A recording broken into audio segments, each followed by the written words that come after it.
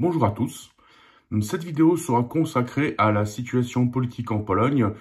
Pologne se trouvant dans une situation électorale, voire préélectorale, puisque la date des élections n'a pas encore été annoncée par le président. En Pologne, nous aurons les élections parlementaires cette année en octobre. Tout porte à croire que ce sera le 15 octobre. C'est à confirmer, mais c'est la date qui ressort le plus en plus souvent.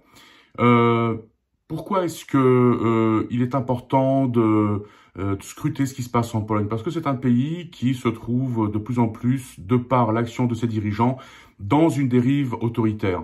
Le 12 juillet de cette année, le Parlement européen a adopté une résolution concernant la Pologne. Alors c'est de loin pas la première, puisque des résolutions adoptées par le Parlement européen concernant la Pologne et ses manquements à l'état de droit se multiplient ces dernières années. Mais cette résolution semble revêtir un élément un petit peu particulier, puisqu'en Pologne, nous nous trouvons effectivement à quelques mois, 3 mois des élections parlementaires. Les élections parlementaires étant en Pologne les plus importantes, puisque c'est elles qui décident de qui aura le pouvoir pendant les prochaines 4 années. C'est un système parlementaire en Pologne, donc c'est le Premier ministre qui a donc la personne la plus importante du pays, même si constitutionnellement c'est le président, mais finalement c'est le Premier ministre. Donc le parti qui a la majorité parlementaire, c'est le parti qui dirigera le pays. Donc les élections parlementaires sont cruciales, le résultat est crucial, sachant qu'en Pologne on va entamer ce qu'on peut appeler un marathon électoral, puisque en octobre de cette année nous aurons les élections parlementaires. Ensuite il y aura les élections européennes en mai 2024.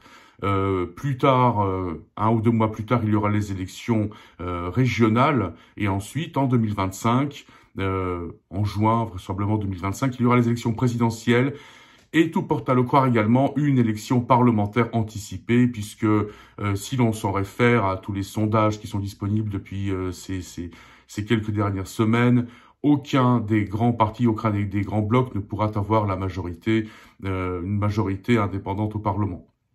Alors revenons un petit peu à la résolution qui a été adoptée par le Parlement européen le 12 juillet de cette année. Dans cette résolution, il est écrit que la campagne électorale, les élections ainsi que le processus électoral en Pologne est inéquitable, et que les dirigeants mettent en place des méthodes qui sont absolument antidémocratiques. Tout ça pour s'assurer une réélection, tout ça pour s'assurer une majorité absolue au Parlement. Alors, je me propose d'en parler un petit peu de ces méthodes, puisque c'est important de comprendre pourquoi est-ce que la Pologne est accusée à juste titre, je le précise, à juste titre, de dérive autoritaire. Alors, depuis quelque temps, les dirigeants mettent en place un certain nombre de réformes électorales pour s'assurer une majorité au Parlement. Une loi mise à jour électorale a été adoptée au début de cette année. Cette loi électorale prévoit plusieurs choses. Alors, la première, c'est que on a très clairement compliqué la possibilité de voter des Polonais à l'étranger. Pourquoi? Puisque il y a encore 8 ans, quand le camp politique au pouvoir en Pologne, donc l'Union de la droite, cherchait à prendre le pouvoir, à l'époque, les Polonais de l'étranger, surtout aux États-Unis, en Australie, soutenaient ce camp politiquement massivement. Aujourd'hui, les Polonais de l'étranger, tout continent et tout pays confondus, tendraient plutôt à voter pour l'opposition. Donc, le camp politique au pouvoir n'a plus intérêt à avoir le vote des Polonais de l'étranger, sachant qu'en plus, entre 2015 et 2023, les Polonais de l'étranger votent de plus en plus massivement. Et si c'est un vote massif, c'est un vote qui n'est pas intéressant pour les dirigeants. En plus, il faut voir que dans la mesure où nous sommes dans un système proportionnel en Pologne pour les élections parlementaires, les Polonais de l'étranger qui votent hors sol, donc hors Pologne, votent pour la circonscription de Varsovie. Donc tous les voix qui sont votées à l'étranger vont directement à cette circonscription. Donc ça renforce finalement les députés de l'opposition, puisqu'aujourd'hui les Polonais de l'étranger votent plus massivement en faveur de l'opposition qu'en faveur du camp politique au pouvoir, donc l'Union de la droite.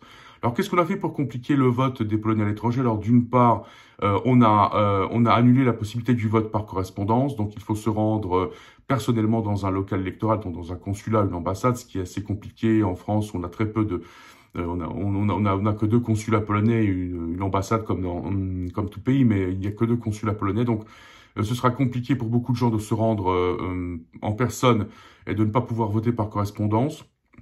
Ensuite, on a annulé la possibilité pour les Polonais de l'étranger de voter à la base de leur passeport. Donc aujourd'hui, ils ont besoin d'avoir une carte d'identité en cours de validité. Or, le gouvernement, et d'ailleurs tout le monde le sait très bien, la plupart des Polonais qui vivent à l'étranger n'ont pas de carte d'identité, ils n'ont que des passeports. Donc ça va très largement compliquer la possibilité d'aller voter, surtout en étant à l'étranger, sachant que demander une carte d'identité, donc ça exige d'aller sur place. Donc ça va considérablement réduire le nombre de gens qui pourront aller voter à l'étranger. Ensuite, on a mis en place un système qui oblige les commissions électorales à compter toutes les voix en moins de 24 heures. Alors ça va s'avérer un petit peu compliqué, surtout dans des circonscriptions hors sol, par exemple à Londres, où effectivement il y aura beaucoup de gens.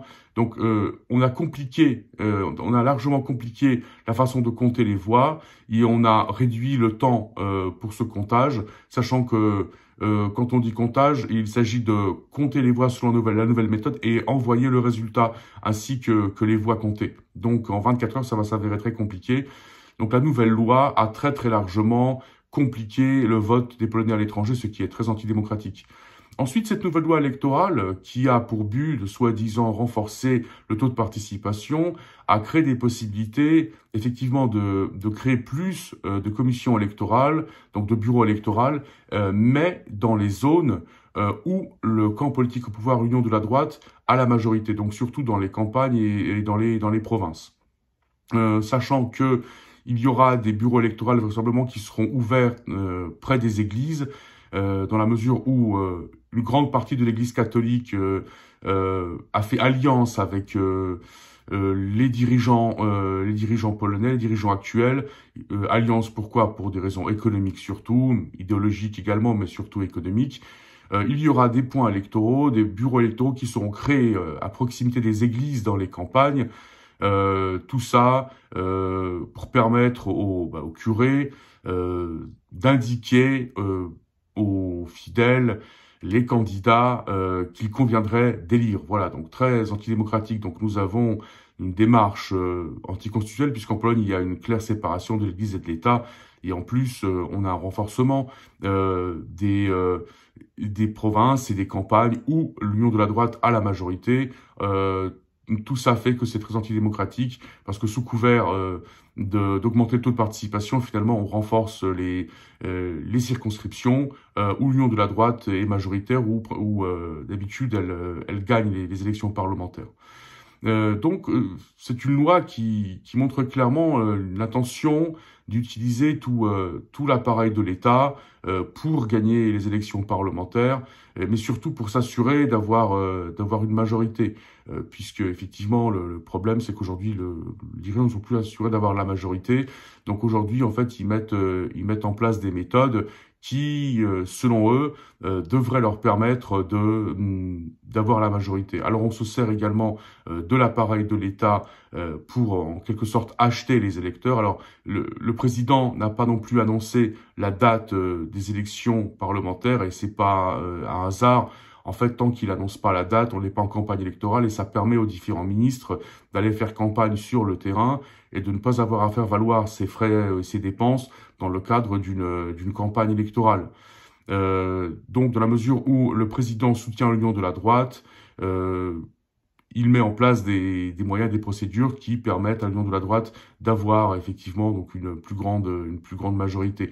Donc, on a d'une part une loi électorale qui a été modifiée, qui a été fait de façon à favoriser les dirigeants. On peut également parler du redécoupage des circonscriptions. Alors en Pologne, il y a 41 circonscriptions pour les élections parlementaires, sachant que c'est un système à la proportionnelle.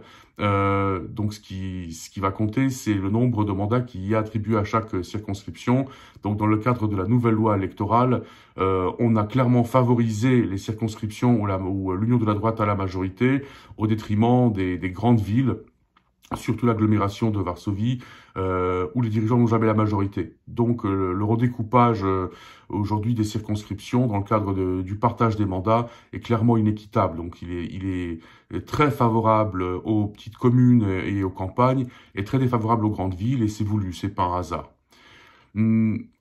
Ensuite, une autre chose qui a été mise en place pour renforcer le soutien pour les dirigeants, mais également leur permettre, disons-le clairement, d'exploser complètement leurs frais de campagne, c'est un référendum, donc finalement basé un peu sur le modèle de Viktor Orban, qui va être organisé en Pologne. Alors depuis un mois à peu près, il y a un débat en Pologne concernant ce qu'on appelle le projet de la relocation des migrants. Donc c'est un projet en discussion au sein de l'Union européenne. Donc il s'agirait de partager en quelque sorte le travail concernant l'immigration illégale. Donc tous les pays de l'Union européenne seraient mis à contribution pour la vérification des demandes d'asile. Le gouvernement polonais utilise ce travail de l'Union européenne sur le sujet des migrants, justement pour pouvoir d'une part augmenter son soutien en disant que l'Union européenne veut imposer une relocation obligatoire, et d'autre part justement pour essayer en quelque sorte d'utiliser ce sujet pour cliver la société. Alors ça marche pas vraiment. Alors on n'est plus en 2015. En 2015, les migrants, la relocation des migrants, qui avait été aussi discutée à l'époque, a été utilisée par les dirigeants d'aujourd'hui, donc à l'époque l'opposition, justement pour renforcer leur camp électoral. Ça avait plutôt bien marché. Aujourd'hui, ça ne marche plus. Aujourd'hui, 10% de la population polonaise vient d'étrangers. 8 ans ont coulé sous les ponts. En Pologne, il y a plusieurs millions d'étrangers, dont au moins 2 millions d'Ukrainiens. Il y a des étrangers venus du monde entier. Donc aujourd'hui, les Polonais ont une approche différente des étrangers, qu'ils soient chrétiens, musulmans, qui viennent d'Afrique, qui viennent d'Asie ou d'Europe. Donc aujourd'hui, jouer la carte de la menace des migrants, ça ne marche plus trop. Mais la question n'est pas là. En fait, ce référendum sera organisé le jour des élections parlementaires.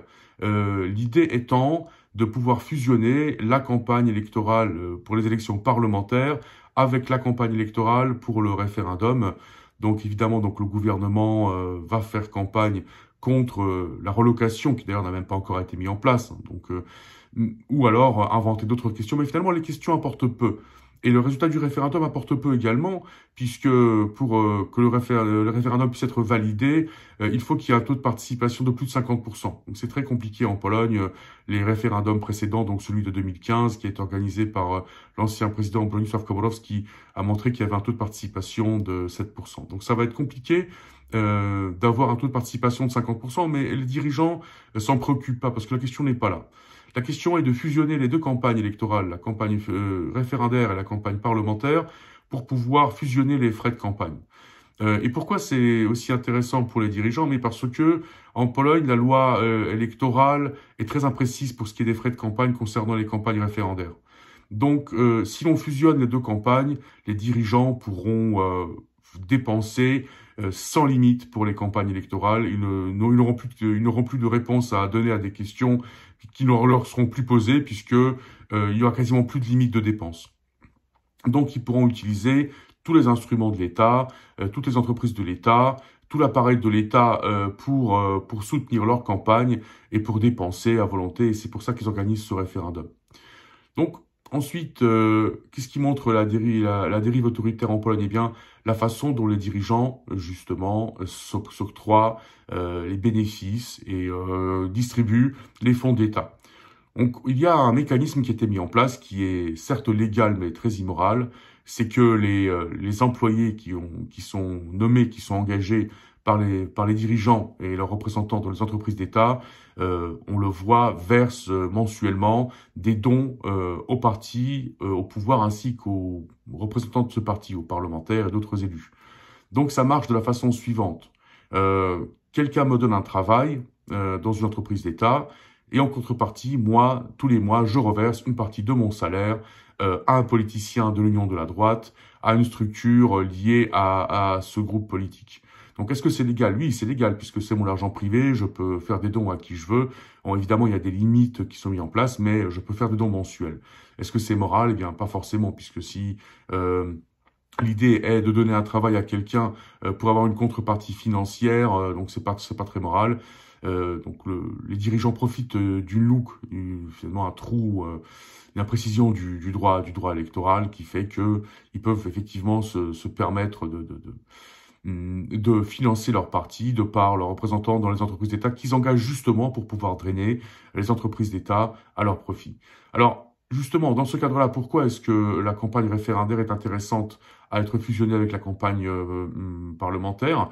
Eh bien, tout simplement parce que dans le cadre d'une campagne référendaire, il n'y a aucune limite des versements qu'on peut faire au profit des comités qui dirigent cette campagne électorale. Donc, si on a une situation où on a une campagne électorale dans un référendum, on peut verser des sommes complètement imprécises et finalement sans limite.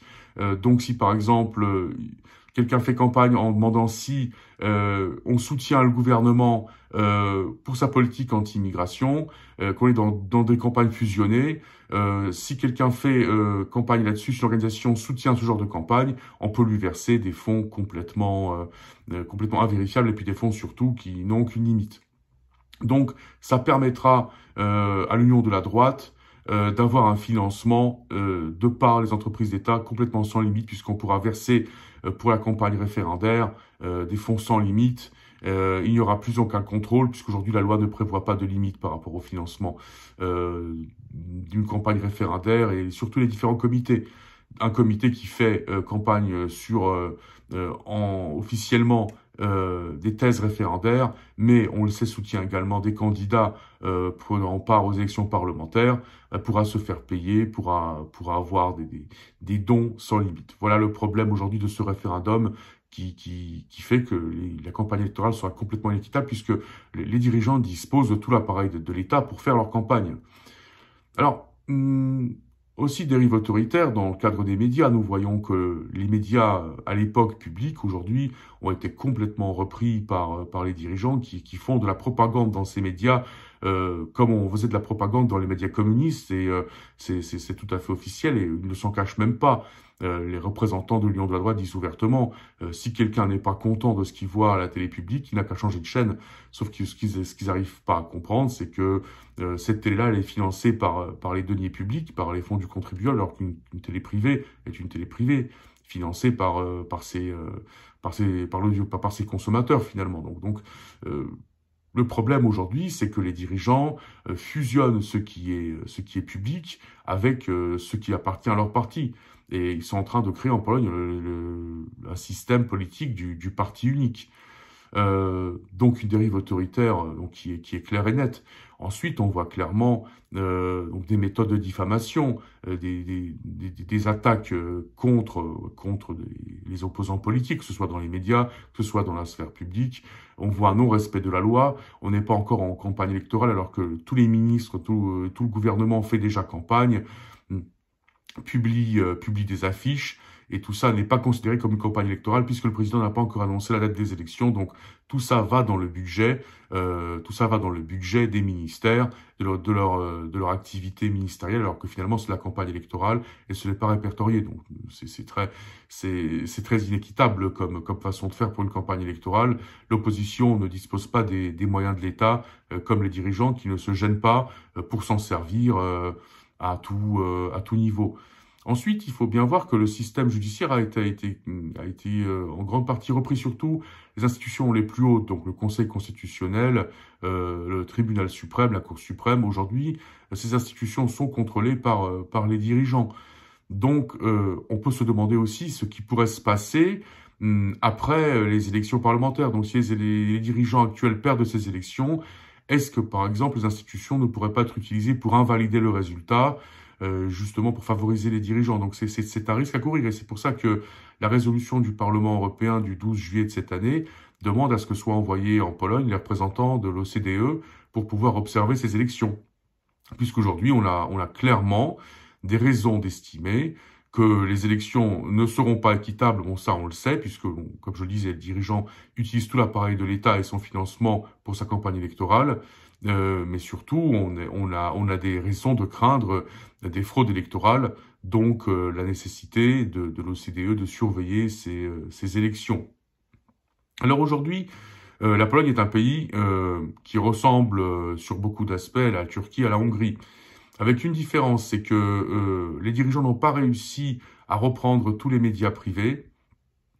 Donc il y a plusieurs médias qui leur échappent. Donc aujourd'hui, il y a une sphère médiatique privée qui est totalement indépendante en Pologne.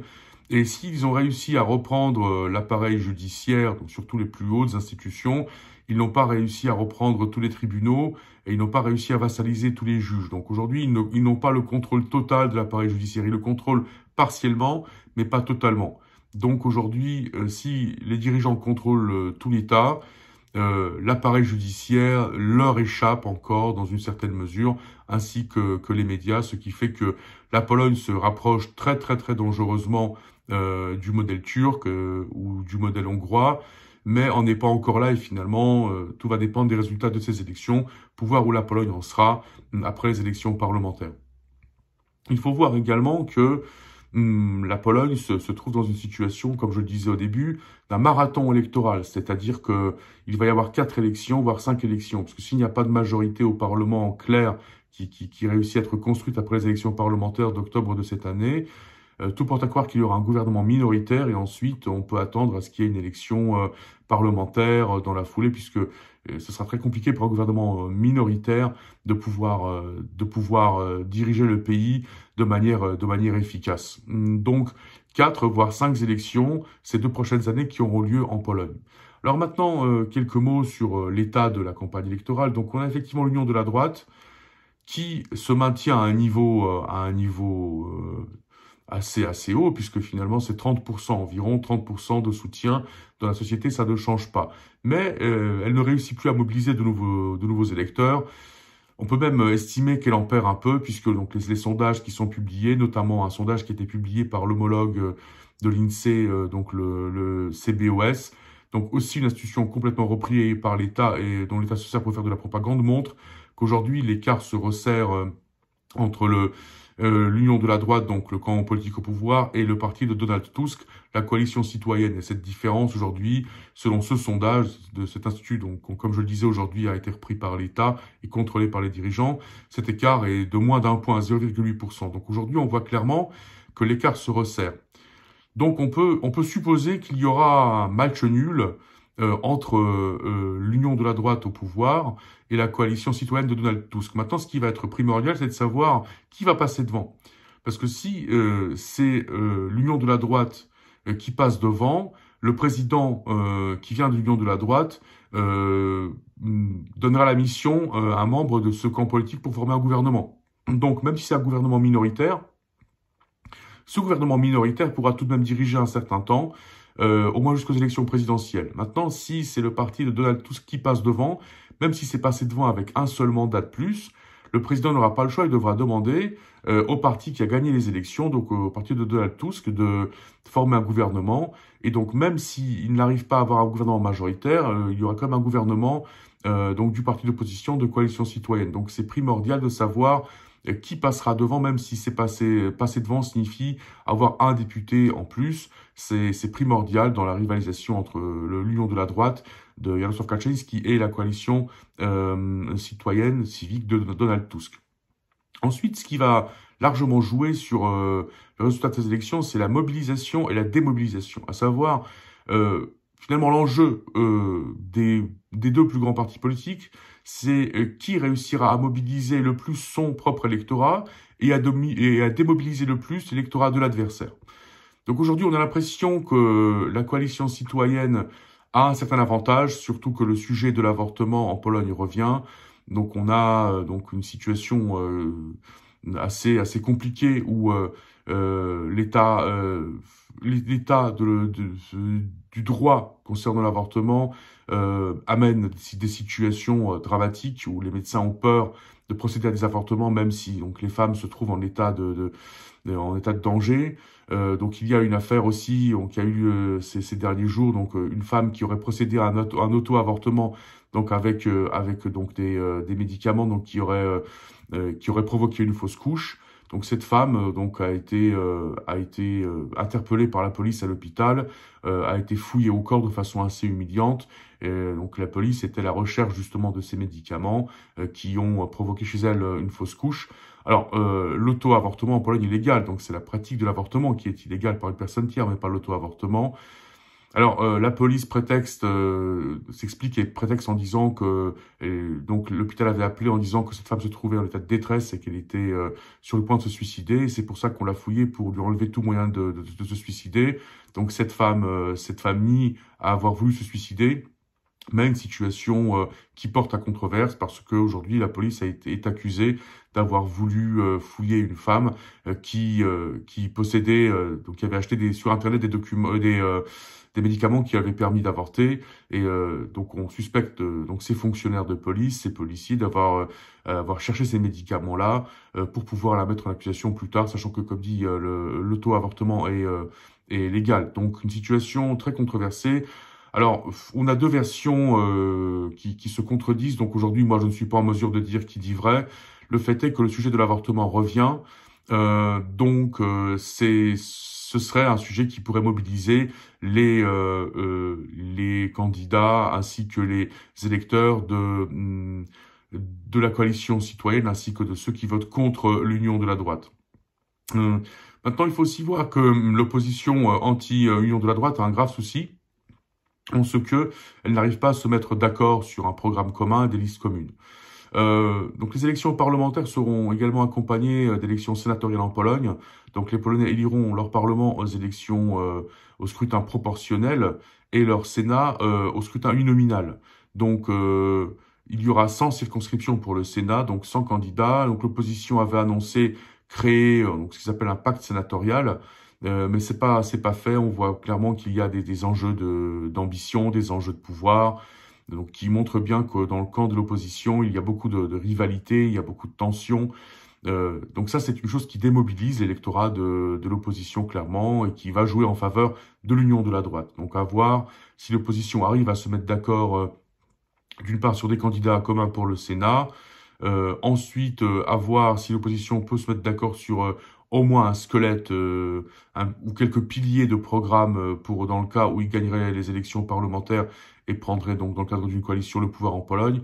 Aujourd'hui, les divisions, les conflits au sein de l'opposition font clairement que l'électorat de l'opposition se démobilise en partie et ça renforce l'union de la droite. Alors quel est l'état aujourd'hui des forces en présence politique? Donc on a l'union de la droite en Pologne qui a toujours ses 30% de soutien, ça ne change pas. La coalition citoyenne qui la talonne, tous les sondages le montrent, donc c'est 30%, plus ou moins 30%. Donc la coalition citoyenne reste toujours en seconde position dans les sondages, mais c'est une seconde position qui se rapproche vraiment de l'union de la droite. Donc ce serait, selon les sondages, 1 ou 2 points de différence. Nous avons aussi donc un troisième camp politique jugé anti-union de la droite, donc c'est le camp qui s'appelait lui-même la troisième voie, donc qui est composé donc d'un parti politique monté par l'ancien journaliste Szymon Hołownia. Son parti s'appelle donc Pologne 2050 et donc l'ancien parti, d'ailleurs le parti agrarien, donc le PSL. Donc le parti agrarien, le plus vieux parti en Pologne d'ailleurs, donc qui est dirigé aujourd'hui par Władysław Kosiniak-Kamysz. Donc c'est une coalition qui aujourd'hui est créditée d'environ 10 à 12%. Nous avons aussi une gauche et aujourd'hui la question qui devrait se poser d'un point de vue politologique, c'est ce que la gauche n'aurait pas intérêt à fusionner ou à faire coalition avec la coalition citoyenne, puisque la coalition citoyenne s'est clairement décalée à gauche. Aujourd'hui elle fait campagne sur des postulats de gauche, finalement copiant un peu les postulats de la gauche polonaise. Donc aujourd'hui, ça fait qu'il y a un certain nombre d'électeurs qui vont plutôt miser sur le parti qui est le plus fort, donc la coalition citoyenne, que sur le parti de gauche. Donc à voir si il n'y a pas un intérêt stratégique à faire une coalition pour les deux partis. Alors d'une part, aujourd'hui la gauche, elle perd des électeurs, donc elle est menacée de ne pas entrer au Parlement, de ne pas passer le seuil des 5%. Le parti de Donald Tusk aussi devrait voir ça comme un souci, puisque si la coalition, le parti de gauche n'arrive pas à passer le seuil des 5%, il n'aura pas de coalition potentielle pour former une majorité après les élections parlementaires, donc il serait dans l'intérêt des deux partis, finalement des deux camps, d'arriver à une coalition. Est-ce que ça se fera? On ne le sait pas. Ce serait de leur intérêt. Donc aujourd'hui, nous avons une coalition citoyenne, Donald Tusk crédité à 30%, le parti agrarien avec son coalition Pologne 2050 crédité d'environ de 10 à 12%, et la gauche qui aurait un soutien entre 8 et 11%. Maintenant, la force politique, finalement la troisième force complètement indépendante de l'union de la droite et de la coalition citoyenne et de donc l'opposition anti-union de la droite, est un parti de droite, justement, donc un parti qui concurrence dans une certaine mesure l'union de la droite, mais aussi l'opposition. Donc c'est le parti qui s'appelle Confédération. Alors c'est un mouvement politique qui est composé de trois partis. Donc il y a le parti de l'ancien parti de Janusz Korwin-Mikke, aujourd'hui le parti de Sławomir Mencen, qui s'appelle le Nouvel Espoir, Nowa Nadzieja. Il y a le parti des nationalistes, le parti national, Stronnictwo Narodowe, et nous avons également un parti monté par un journaliste, un publiciste, un éditorialiste, je ne sais pas trop comment le définir, qui s'appelle la Couronne polonaise, Korona Polska. Donc finalement, c'est une coalition de trois partis. Et aujourd'hui, ce mouvement arrive à faire des scores assez intéressants, surtout en termes de soutien, parce qu'il fait campagne sur des accents très libéraux, libéraux économiques. Alors c'est un mouvement politique très conservateur d'un point de vue des mœurs. Donc ils sont contre l'avortement, ils sont pour des méthodes traditionnelles d'éducation pour les enfants. Donc c'est un camp qui se dit très traditionnel et très conservateur d'un point de vue des mœurs, mais d'un point de vue économique, ils affichent un libéralisme radical et total. Baisse des impôts, simplification des impôts, booster la libre entreprise. Et aujourd'hui, leur slogan de campagne, c'est une maison, un grill, un gazon, des vacances et deux voitures. Donc c'est un slogan de campagne qui parle beaucoup, surtout aux jeunes. Leur électorat, c'est un électorat qui se trouve dans la fourchette des 18 à 40 ans. Donc tous les sondages montrent qu'ils ont environ un soutien de 15%. Alors c'est important de le voir puisque même si c'est un parti qu'on peut considérer comme un parti d'antisystème, et des partis d'antisystème en Pologne, il y en a eu beaucoup ces 30 dernières années. Mais aujourd'hui, on est dans une situation où ce parti antisystème pourrait devenir, après les élections parlementaires, la troisième force politique, sans laquelle il ne sera pas possible de monter une coalition majoritaire au Parlement, au nouveau Parlement. Sachant que ce parti ne fera pas de coalition avec qui que ce soit, tout porte à le croire, si effectivement on se retrouve dans une situation où aucune coalition n'est possible sans la Confédération, qui ne veut pas de coalition avec qui que ce soit, les élections anticipées sont inévitables. Les élections anticipées parlementaires, évidemment, sont inévitables. Donc c'est pour ça que moi je parle de 5 élections qui nous attendent en Pologne. Donc pour résumer la situation, aujourd'hui effectivement la Pologne se trouve dans une dérive autoritaire, ça c'est clair et certain. L'État se sert de tous les moyens de l'État à sa disposition pour gagner les élections, ne recule devant rien, est encore en suspens la question donc d'une commission des vérifications de l'ingérence russe, donc une commission qui doit mêler en son sein des prérogatives judiciaires, des prérogatives policiers, donc une commission qui aura la possibilité d'émettre des opinions concernant les personnes qu'elle va soi-disant juger. Donc aujourd'hui, cette commission, elle n'est pas encore établie, mais elle est toujours en suspens.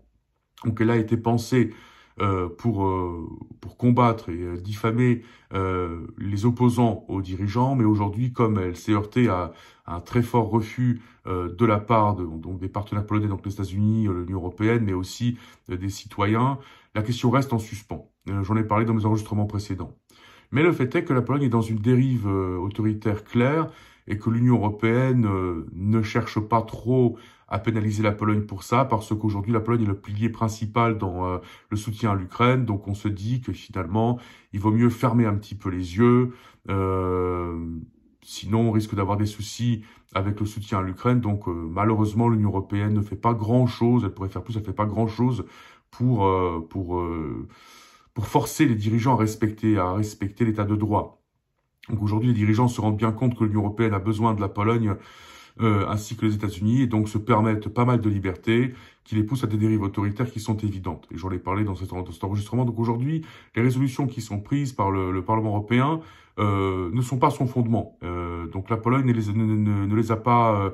voilà, ce sont pas son fondement, et la Pologne les a cherchées. Ça, il faut être bien clair. Hein.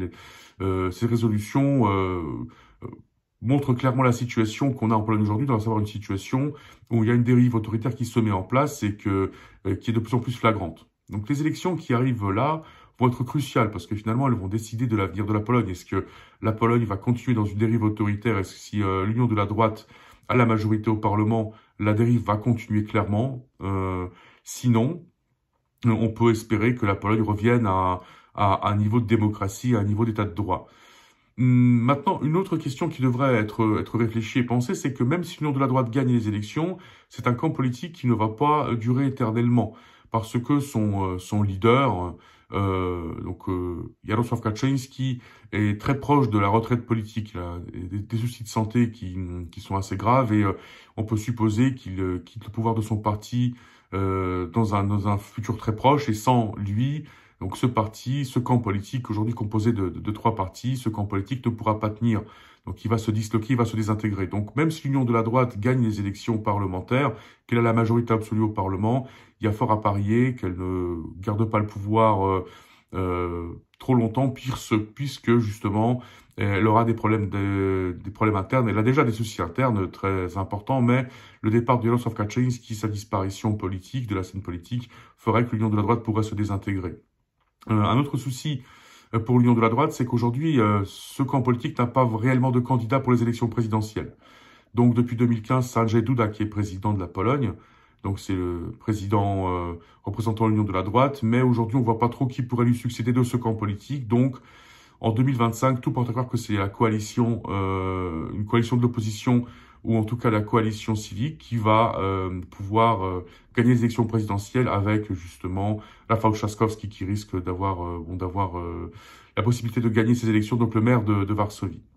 Donc une situation en Pologne qui est ouverte et très incertaine, une situation qu'il convient de scruter, puisque la Pologne est un État important, c'est un grand État, et s'il y a des dérives autoritaires en Pologne, qui sait si des contagions ne pourront pas être repérées dans d'autres pays européens. Maintenant, effectivement, ce qu'on peut regretter, c'est que l'Union européenne, parce que la Pologne est un important soutien pour l'Ukraine, et que tout le soutien logistique passe par l'Ukraine, tolère pas mal de choses. Donc on peut regretter que l'Union européenne soit un peu trop laxiste, et sur l'état de droit en Pologne, on pourrait espérer que l'Union européenne en fasse un petit peu plus. Donc aujourd'hui, l'Union européenne, effectivement, donc n'impose pas de sanctions. La Commission européenne a bloqué les fonds relatifs au fonds de reconstruction post-Covid pour la Pologne, mais elle n'en fait guère plus. Donc on pourrait attendre à ce qu'elle en fasse plus. Maintenant, le gouvernement polonais est conscient du fait que l'Union européenne n'est pas une menace, et que les institutions européennes ne lui feront pas grand-chose, ne se gênent pas pour continuer sa dérive autoritaire. Maintenant, le barrage, l'élément clé, c'est les États-Unis. Et là, on voit clairement que l'administration de Joe Biden ne tolère pas des dérives qui vont trop loin. Par exemple, la commission donc qui avait été créée, donc cette commission soi-disant pour chercher les éléments d'ingérence russe en Pologne, qui devait être destinée à combattre l'opposition politique, a été clairement critiquée par Joe Biden et son administration. On peut supposer que c'est la pression américaine qui a fait que les dirigeants ont un peu allégé leur texte de loi, et qu'aujourd'hui cette commission reste en suspens. Donc aujourd'hui, effectivement, les pressions américaines sont importantes, et donc c'est ça, finalement, c'est le seul verrou qui fait qu'on n'est pas encore arrivé dans un système de dictature en Pologne.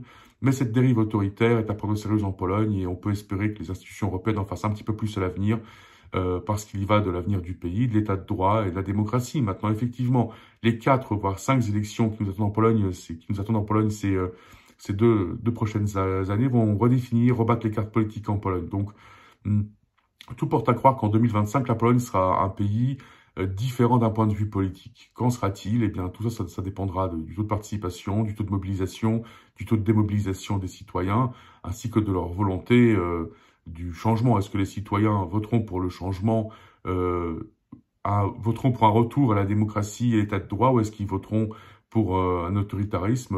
Donc l'exemple turc montre que les citoyens peuvent voter pour un autoritarisme s'ils estiment que c'est une solution qui leur est plus favorable, une solution plus sûre, moins incertaine. La Hongrie d'ailleurs a aussi montré ce phénomène. Quand la guerre en Ukraine avait débuté, on a eu les élections parlementaires en Hongrie. Les électeurs ont voté en masse pour le Fidesz, le parti de Viktor Orban. Pourquoi? Parce que justement ce parti garantissait la stabilité et que donc la Hongrie ne serait pas partie dans ce conflit. Donc est-ce que si les situations venaient à s'envenimer à la frontière est de la Pologne, et c'est possible, est-ce que les électeurs voteraient plus pour l'Union de la droite, justement en tant que parti sécuritaire, apportant un sentiment de sécurité? Ça, on ne le sait pas. Mais ce dont on peut être sûr, c'est que les élections, donc le marathon électoral qui nous attend en Pologne va être crucial, et que ce marathon électoral définira la configuration politique de la Pologne pour ces 5, 10, 15, voire 20 prochaines années. Et qu'on a vraiment un véritable enjeu aujourd'hui. L'enjeu est de rétablir la démocratie ou alors de continuer dans la dérive autoritaire. C'est ça le choix aujourd'hui qui s'offre aux Polonais, c'est soit de renforcer la dérive autoritaire, soit d'œuvrer au rétablissement de la démocratie. C'est ça que vont concerner les prochaines élections qui auront lieu en Pologne ces 2 prochaines années. Voilà ce qu'on pouvait en dire à ce jour. Je me propose de revenir vers vous, chers spectateurs, s'il y a de nouvelles informations à partager. Je remercie tous ceux qui regardent mes vidéos. Je les invite à les liker s'ils estiment qu'ils ont de la valeur. J'invite aussi tous ceux qui estiment que ma chaîne a une quelconque valeur à s'abonner à cette chaîne, également à envoyer le lien pour cette chaîne à leurs contacts, leurs amis. J'attends vos commentaires, j'attends vos questions. Récemment, j'ai répondu à des questions de spectateurs polonais, donc en langue polonaise. Donc, si j'ai des questions en langue française, je ferai aussi une vidéo en français pour répondre à des questions qui pourraient m'être posées par les spectateurs français.